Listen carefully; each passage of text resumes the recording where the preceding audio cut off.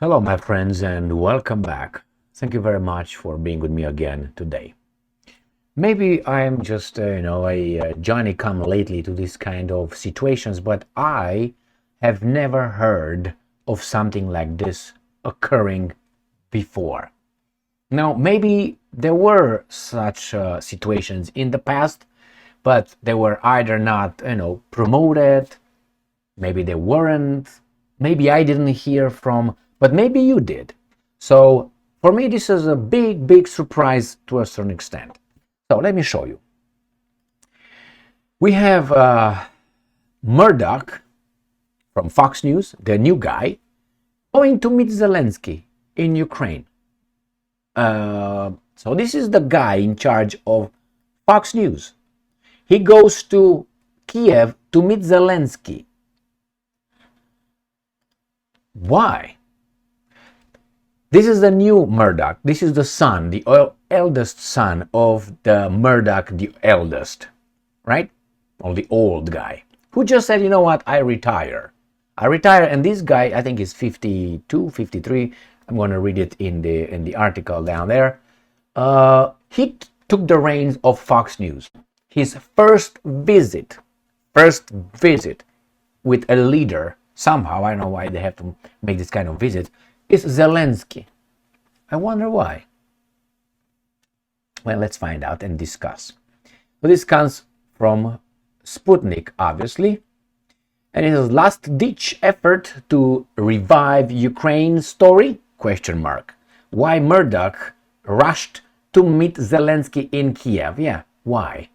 This article is from today, the 20th of November, 2023. Oh, he's having a poo-poo? Lachlan Murdoch, who took the reins of Fox Corporation and News Corporation last week, met with Ukrainian President Volodymyr Zelensky in Kiev over the weekend. So what exactly prompted this trip? Yeah, what exactly?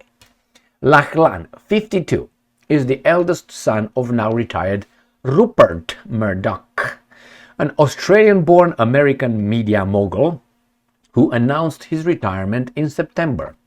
Last week, Lachlan Murdoch officially became the sole chair of News Corporations and the executive chair and chief executive of Fox. Remarkably, the first foreign leader, the new head of the media empire, hastened to meet was none other than Zelensky. According to Axios, Lachlan Murdoch traveled to the Ukrainian capital over the weekend, accompanied by two reporters, Benjamin Hall from Fox News and Jerome Starkey from The Sun. Hall conducted an interview with Zelensky that is expected to be aired on Tuesday night's episode of Special Report with Brett Baier, according to the media outlet. The report suggested that Lachlan Murdoch's visit with Zelensky is of importance given that the media he now owns remains, and I'm quoting, the most powerful source of information for Republicans, the ones that still believe that we have two-party system, a majority of whom have recently become highly skeptical of continuing to fund the Ukrainian military. So, let's go further. Indeed, a new survey by Gallup has indicated that 62% of Republicans believe that the US is, quote-unquote, doing too much to help Kiev, a surge from 50% in June. Likewise, the Ukraine aid issue is losing GOP support in the US Congress. The trend is apparently driven by Ukraine fatigue, Kiev's failure to succeed in its counteroffensive attempt, and most notably, Israel's war against Hamas declared by Prime Minister Benjamin Netanyahu in the wake of the Islamic surprise attack on October 7. Zelensky mentioned his meeting with Lachlan Murdoch in a Facebook post on Monday, while the newly appointed media chairman declined to comment on his Kiev visit via his spokesperson, as per Axios. Meanwhile, it is known that Lachlan used to talk to Zelensky previously. According to U.S. mainstream press, the corporate press, I would say, Media mogul Rupert Murdoch and his son repeatedly held a telephone conversation with the Ukrainian president in March, weeks before they ousted Tucker Carlson, the American political commentator and writer who hosted the eponymous nightly talk, The Tucker Carlson Tonight, from 2016 to 2023. According to Semaphore website, it's unclear whether the phone call had anything to do with Tucker's sucking. Nevertheless, what did they do here? What deserves to be considered is whether Murdoch would choose to emulate the approaches of prominent American and British media outlets. That means parroting the same narrative. Or if he would endeavor to resuscitate Zelensky's tarnished reputation and inject fresh vitality into the Ukraine conflict narrative. I don't know, whatever it is, I don't think, first, I don't think this should happen. I mean, they could do whatever they want, let's start with that one. But we have the right to interpret it with the information that we have, logic and intelligence. All right, so the chief of a big media corporation goes to the shitty guy over there, the clown, in Ukraine. Why? You don't go over there for what? Why do you go over there? If you want to, let's say, get some perks from this guy that I would say he's kind of a tyrant over there, you send your lieutenants. Why do you have to go over there? Why do you have to go over there? To see the guy face to face? You send someone, a lieutenant. That's the first one. That's my question. I've never heard. Maybe there were, but I was not aware of. I know the whomever FBI, CIA is in charge of CNN and MSNBC. I haven't heard those generals going over there, or former, and or people on duty still. I never heard those guys going over there. Probably they don't need to. Why would he go over there? To tell Zelensky, please allow us to broadcast here? Why? Why? Really, I don't see a need for the president to go and meet the president regarding what? To ask him, let us broadcast here? You don't need that, do you? Do you need to go by the... I mean, this, I think, is just... It remains to be seen. Because really, I don't get it. And I don't think that Fox will go in the right direction. I think Fox will go in their right direction, not in our right direction. I think Fox is just another piece of who was that? Was it Thomas Sowell? I think Thomas Sowell said it.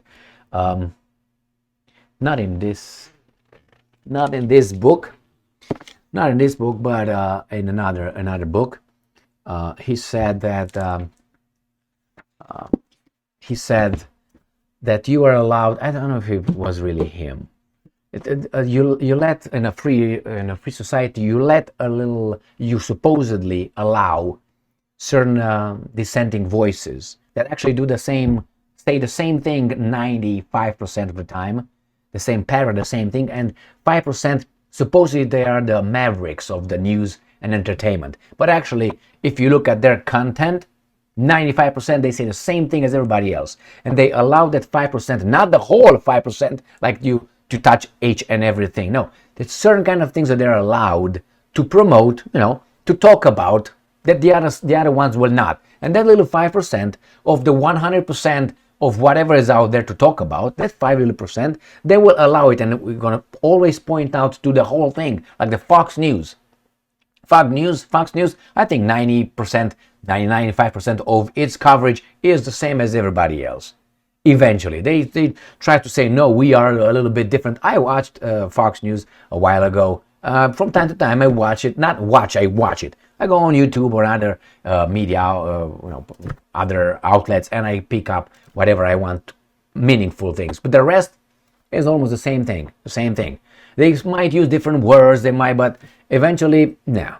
It's just an illusion that you have. Oh, these guys are the other side, yes. Oh, did you watch Fox News? Yeah, man, they took... Nah. You get more information and real debate on YouTube than you get, and others, than here in corporate mass media. I mean, these guys are over there for profit, my friends, not to inform you, but they have their interest, they have their, obviously, their direction, their narrative. So why did this guy go over there? The first guy, he got the reins last week, and on weekends he went to see Zelensky. Why he? What's his thing? Why was he supposed to go over there? I understand now, what's his name, the chief of the CIA, the chief of the Pentagon, whatever his name is, Austin, went over there in past 5 days. Austin was yesterday or today over there. The chief of the CIA was on the 15th or something, or 15th of November.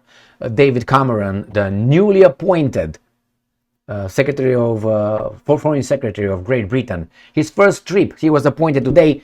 Tomorrow, he was in Kiev. Why? Are they trying to convince Zelensky of something? I don't think they have to go like that to convince them. And I said CIA, Pentagon, and the foreign minister of UK, or whatever, foreign secretary, however you want to call it the guy. And no, everything is good. No, I think the noose is getting tighter, and he either jumps out or not, or the water in the bowl where the frog is gets warmer. So that's a point beyond the frog cannot jump out. So it either jumps right now, Zelensky, or stays over there and is going to get boiled. Thank you very much for being with me again today. Stay strong, stay smart, look for the truth, and be just.